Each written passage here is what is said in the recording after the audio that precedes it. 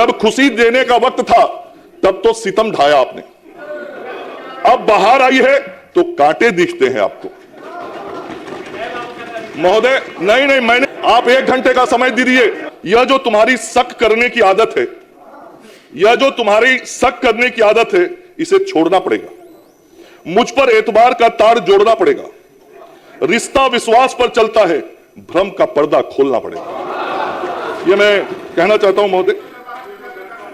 एक और विषय आया महोदय, मेंटल हेल्थ का विषय आया, और मेंटल हेल्थ का विषय आया, माननीय सदस्य ने उस विषय को लाया।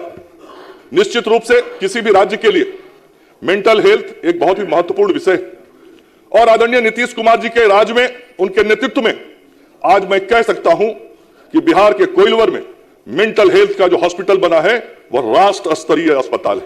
और माननीय सदस्य को मैं आमंत्रित करना चाहता हूं, दीदी आप एक दिन अपना महत्वपूर्ण समय दीजिए मुझे, आप 1 घंटे का समय दीजिए। नहीं, मैं आपको लेके चलूंगा। मैं बहुत गंभीर बात कर रहा हूं दीदी, मैं आपको लेके चलूंगा उस अस्पताल में, और उस अस्पताल के गेट से लेके, मरीजों के इलाज से लेके, मरीजों को कैसे खाना खिलाया जाता है। मुस्कुराइए नहीं दीदी, बहुत गंभीर बात आपने उठाई थी। और मेरी बात सुन लीजिए, आप बोल रही थी मैं कुछ नहीं बोल रहा था। नहीं, मेरी बात सुननी पड़ेगी। आप जब बोल रही थी मैंने चुपचाप सुना है आपकी बातों को, और मैंने बहुत गंभीरता से आपकी बातों को सुना है। मैंने प्रशंसा भी की है कि आपने एक बहुत ही सही विषय को उठाया है। मेंटल हेल्थ बहुत जरूरी है। मैं एक दिन आपका 1 घंटे का बहुमूल्य समय केवल चाहता हूं। आप दीदी अपनी सुविधा से समय बता दीजिएगा, मैं आपके साथ अस्पताल चलूंगा और चल के दिखाऊंगा कि कोइलवर का मेंटल हॉस्पिटल हमारे मुख्यमंत्री जी के नेतृत्व में कैसा बना है। तब आप विचार बनाइएगा कि बिहार में कैसा मेंटल हेल्थ, तब शायद उचित होगा। दीदी मैं बीच में नहीं बोल रहा था, आप जब बोल रही थी मैं बैठ के पूरा सुना हूं। आपने कैंसर की बात की, वुमेन कैंसर की बात की।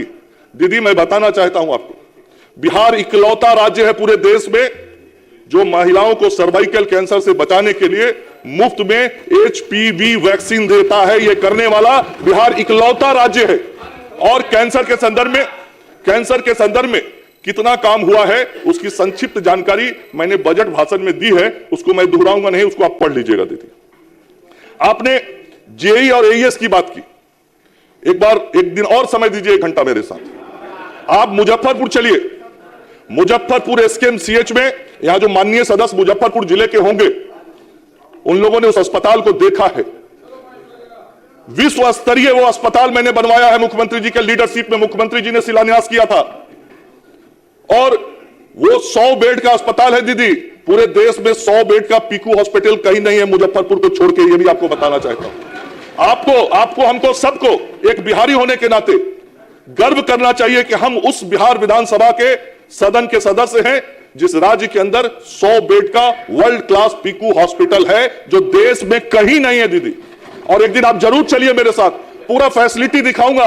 बेड पर बच्चे को कैसे रखा जाता है, उसका गार्जियन जब बगल के भवन में रहता है अपने बच्चे को कैसे मॉनिटर करता है, एक मॉनिटरिंग कैसे होती है, वो चल के जब दिखाऊंगा तब शायद आपको ध्यान में आ जाएगा कि अब बिहार की स्वास्थ्य व्यवस्थाएं राष्ट्रीय स्तर नहीं विश्व स्तर की तरफ बढ़ रही है।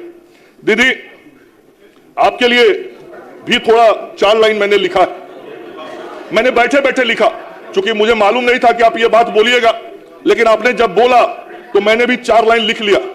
जब खुशी देने का वक्त था, तब तो सितम ढाया आपने, अब बाहर आई है तो कांटे दिखते हैं आपको। महोदय नहीं, मैंने लिखा, मैंने यहां बैठे बैठे लिखा, मैंने अपने मित्र को पढ़ाया भी कि देखिए ठीक लिखा है कि नहीं लिखा, क्योंकि ये भी बहुत शेरो शायरी जानते हैं। महोदय मैं अपने सभी माननीय सदस्यों ने जो सुझाव दिए हैं या अपने क्षेत्र के विषय रखे, निश्चित रूप से उन विषयों को मैं देखूंगा और जहां जो सुविधाओं का विस्तार या उन्नयन करना है वो मैं करूंगा। आज जरूर ये बताना चाहता हूं कि बिहार की पहचान स्वास्थ्य के क्षेत्र में ऐसे ही होती थी पहले, और राष्ट्रीय स्तर पर भी। आलोक जी बैठ जाइए प्लीज, बैठिए। आपके दल को मौका मिला था बोलने के लिए, आपने बातों को रखा है।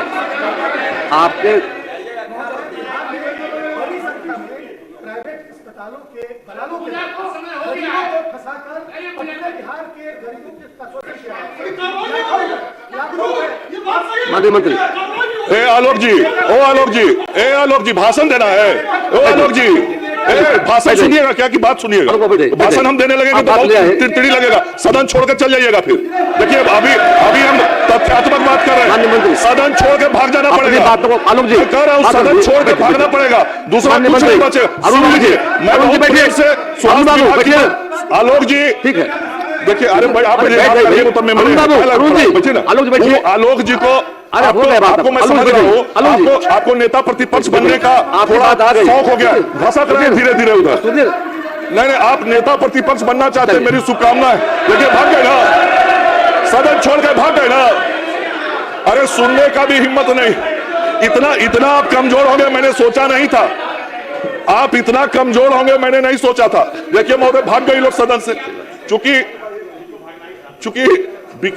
विकास और इनका दल, ये दोनों जो शब्द है, ये दोनों एक दूसरे को ठीक नहीं लगता है। विकास सुनते ही इन लोगों के मन में बहुत खटास पैदा हो जाती है। तो मैं तो विकास की बात कर रहा था, तो वो कैसे सुनते चले गए।